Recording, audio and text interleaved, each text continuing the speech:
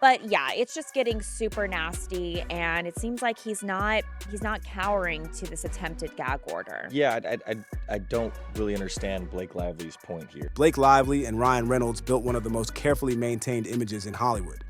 The wit, the banter, the perfectly timed social media presence, the specific brand of celebrity that always seemed just self-aware enough to be likable rather than annoying. It was a machine, and it worked for years, until it didn't. Until a movie about a woman escaping an abusive relationship became the thing that neither the machine nor the people running it could survive. You're not kidding when you say this is getting messier. The author of that book deleting her Instagram account, another who plays Baldoni's sister in the film, being harassed online. What is happening to Blake Lively right now is not a PR stumble or a temporary rough patch. It is the systematic dismantling of a reputation she spent over a decade constructing. And the person doing the dismantling is someone she sued first. A director she accused of harassment and smear campaigns, whose legal team has since produced enough evidence to make the public question not just what happened on that set, but who Blake Lively actually is when the cameras are not rolling. Now you have two sides here, right? So Baldoni says this was all an effort to hijack the film to get her way. Lively claims she was the victim of harassment in a hostile work environment. This is the story of how It Ends With Us ended with them, and how Blake Lively's career may never fully recover from the way it ended. The collaboration between Blake Lively and Justin Baldoni on the film adaptation of Colleen Hoover's novel was supposed to be one of those projects where everything aligns. Massive source material with a passionate existing fan base. A lead actress known for her investment in every project she touches. A director with a track record of emotionally intelligent work. A story about domestic violence and survival that deserved to be told with care. Look at this scene that was captured on tape. You'll see there's nothing nefarious going on.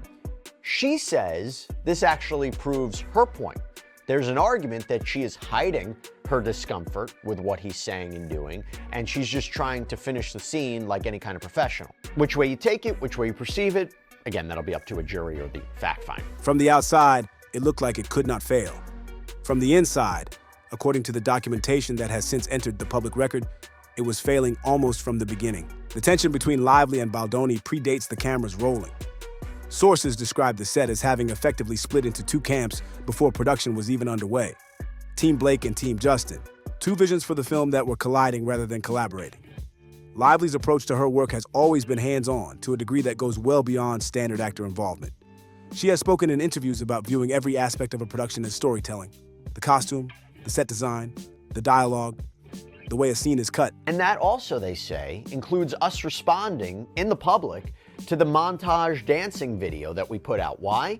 Because, quote, the Lively Parties Council publicly described the contents of video footage relating to Miss Lively's allegations as damning.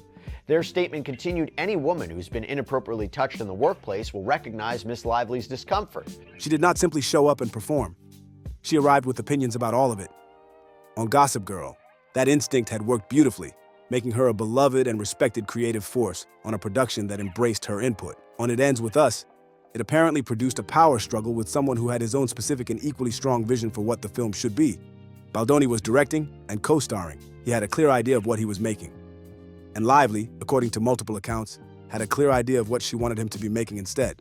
Those two ideas were not the same idea. But this is such a interpretation of perspective, because I watched the footage, and I'm sure we all have, and it's very easy to argue. Much opens up interpretation to what Blake Lively is saying was uncomfortable, and the key word here, unwelcome. Ryan Reynolds was also involved, which added a specific layer to the dynamic. Lively has described Reynolds rewriting significant portions of the screenplay, including a pivotal rooftop scene, with the framing being that his contributions brought authenticity and a female perspective that the original script lacked. The involvement of a star of Reynolds' magnitude in the writing process of a film he was not directing or producing in any official capacity is itself a detail worth examining. It suggests that the creative boundary between what was Lively's input and what was the film's production had become genuinely blurry in ways that were apparently not comfortable for everyone involved. By the end of production, whatever had been breaking between them had fully broken. And one of the most significant allegations in Baldoni's lawsuit is that Lively sought to gain control over the editing process of the film. This is important. The promotional tour made it visible. Baldoni was conspicuously absent from joint press appearances. Lively was speaking about the film in terms that positioned it as primarily her creative vision. The marketing strategy she oversaw, floral dresses, upbeat social media posts, the packaging of a story about surviving an abusive relationship as a light romantic experience. produced an immediate and intense backlash from the readers who had found the novel meaningful precisely because it did not flinch from its darkness. The backlash landed on Lively with a specific fury. Fans of the book were not just disappointed. That Justin won't be bullied by Blake Lively and Ryan Reynolds. So his lawyer told us that their recent court filings show how scared they are. They were genuinely angry at what felt like a trivialization of something that had helped survivors process their own experiences. And Lively's response to that anger made things worse.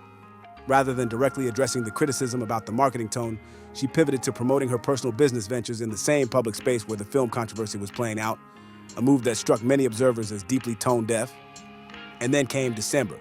Lively filed a lawsuit against Baldoni, accusing him of creating a hostile work environment, engaging in inappropriate behavior, and orchestrating a coordinated smear campaign to damage her reputation. The allegations were serious. She claimed that his actions had cost her professionally and personally, that what she endured on that set had been a genuine traumatic experience, and that the campaign he had allegedly waged against her after the film wrapped was intended to destroy her standing in the industry. The timing of the filing, in the middle of the ongoing marketing backlash, was immediately noticed. Baldoni's legal team pointed to it directly. The argument they made was that Lively had filed the lawsuit to redirect the public conversation away from the criticism of her marketing choices and toward a narrative in which she was the victim. Whether that argument is correct is a question the courts will ultimately address. What it produced immediately was the counter-lawsuit. And the counter-lawsuit is where the story takes its sharpest turn. Baldoni's response did not just file legal counterclaims. It came with evidence. His legal team created a website, released text messages, shared email exchanges, and released raw footage from the set. The picture that evidence painted was complicated enough that public opinion, which had initially rallied significantly behind Lively, began to shift. The text included exchanges in which Lively allegedly commented on Baldoni's appearance in ways that were pointed and unkind, suggesting he consider a cosmetic procedure in language that a woman filing a harassment lawsuit would not want attributed to her. The emails showed Baldoni's crisis PR team engaged in scenario planning around the backlash to Lively's allegations, which Baldoni's opponents read as evidence of a coordinated smear campaign and which Baldoni's supporters read as evidence of a team doing what crisis PR teams do when their client is under attack. The footage, a clip of Baldoni and Lively rehearsing a scene together, became a genuine Rorschach test. Lively's team described the footage as documenting her discomfort and unwanted physical contact. Baldoni's team described it as professional conduct during a rehearsal of a physically demanding scene. People who watched the same clip came away with completely different conclusions depending on which frame they were already operating inside. The evidence about the film itself was damaging in ways that went beyond the he said, she said dynamic of the harassment allegations. Baldoni's team alleged that Lively had brought an unfinished rough cut of the film to a fan event without permission, a violation of studio protocol that they described as reckless and alarming, the kind of thing that could have resulted in the unfinished film leaking before its release. They alleged that she brought in her own stylist, scrapping existing wardrobe and adding roughly $500,000 in unbudgeted costs. They alleged that she pushed for the hiring of an editor whose primary background was music videos rather than feature films.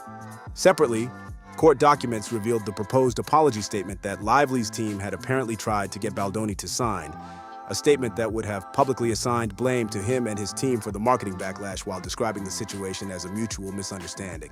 Baldoni refused to sign it. The refusal is cited by his team as evidence that he was unwilling to be coerced into accepting responsibility for things he did not do. Lively's team has offered a different characterization of what the document represented and why it was requested. The old interview footage that resurfaced during all of this did Lively no favors. In podcast appearances made before the lawsuit, she had spoken enthusiastically about the extent of her creative involvement in the film, the rewrites, the wardrobe decisions, the oversight of the editing process. These admissions, which at the time of the interviews had read as an actress being passionately invested in her project, were now being read against the backdrop of a lawsuit in which she was claiming to have been powerless in a hostile environment. The gap between those two narratives was something that her legal team could not easily paper over. The professional fallout for Baldoni has been real and significant. His agent dropped him in the aftermath of the New York Times article that detailed Lively's initial allegations.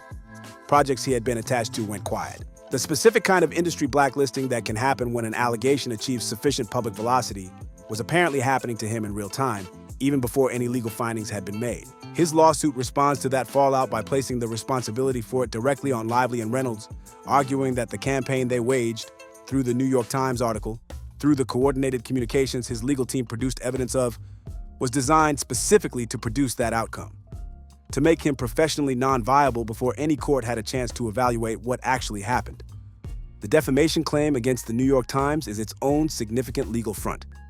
Baldoni's team has argued that the article that reported Lively's allegations was a deliberately one-sided piece of narrative construction, that it cherry-picked evidence, relied on sources with obvious conflicts of interest, and produced a portrait of Baldoni as a villain without giving his side the weight or the space that journalistic fairness requires. The Times has defended its reporting. The legal challenge will work through the courts alongside everything else. What the total weight of Baldoni's legal action adds up to is an argument that Blake Lively and Ryan Reynolds used their industry power and their public platform to destroy a man's career before he had been found guilty of anything. That the campaign they orchestrated, through their publicist, through the media, through the timing and framing of the lawsuit itself, was designed to produce maximum reputational damage to him as a deflection from the very real scrutiny she was under for how the film had been marketed and how she had conducted herself during production. The trial is set for 2026. What comes before it, the depositions, the document productions, the additional evidence that both sides are still assembling, will shape the public understanding of this situation as much as the eventual verdict. Because by the time this case reaches a jury, both of these people will have been subjected to more public scrutiny than almost any other Hollywood dispute in recent memory. And the question of who emerges with a viable career afterward is genuinely uncertain for both of them. For Lively specifically, the damage is real and accumulating. The project she poured so much of herself into, that she credits Reynolds for improving, that she personally oversaw in multiple dimensions, that she promoted with such confident creative ownership, is now the thing her legacy is going to be measured against for years. Not the film itself, which, whatever its flaws, was a substantial box office success, but the conduct surrounding it, the lawsuit, the evidence, the picture that is being assembled in public of a woman who exercised power in ways she is now denying having had, who treated a creative collaborator in ways that do not match the victim narrative she has presented, and who may have used the machinery of a harassment claim to escape accountability for her own actions. That is a harder hole to climb out of than almost any other kind of Hollywood scandal, because it is not a single bad act or a moment of poor judgment. It is an argument about character, about who Blake Lively actually is, whether the carefully constructed image was ever fully real, and whether the woman who claimed to be standing up for herself and for women broadly was actually doing something considerably more calculated and considerably less principled. The specific damage the marketing controversy did to the foundation of Lively's lawsuit is worth examining in its own right. Because when you are claiming to be a victim of a hostile work environment and a smear campaign, the strength of that claim rests significantly on the public's willingness to see you as someone who would not have contributed to the problem. The perception of the victim matters in these situations in ways that are uncomfortable to acknowledge but are nonetheless real. The marketing of It Ends With Us was a disaster that Lively cannot credibly attribute to anyone other than herself. She was the lead. She was, by her own account in multiple interviews, deeply involved in the creative and promotional decisions surrounding the film.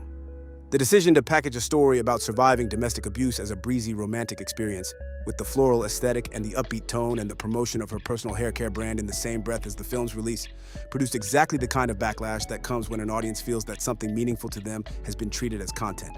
And the response to that backlash, pivoting to more brand promotion rather than directly addressing the criticism, continuing to frame the film in terms that emphasize the lighter elements, made it significantly worse. By the time the lawsuit was filed, a meaningful portion of the public that should have been Lively's natural constituency, women who care about how stories about domestic violence are told, readers who felt a genuine connection to Hoover's novel, had already turned against her. That is not the position you want to be in when you are filing a harassment lawsuit. You need the public to be looking at you as someone who was wronged and who has the credibility to credibly claim victimhood. Lively had already spent several months being publicly accused of exactly the opposite, of being the person who controlled too much, who behaved without adequate sensitivity, who made choices that prioritized her brand over the story's integrity. Filing the lawsuit in that context created a dynamic where the two narratives competed with each other in ways that made both of them harder to sustain.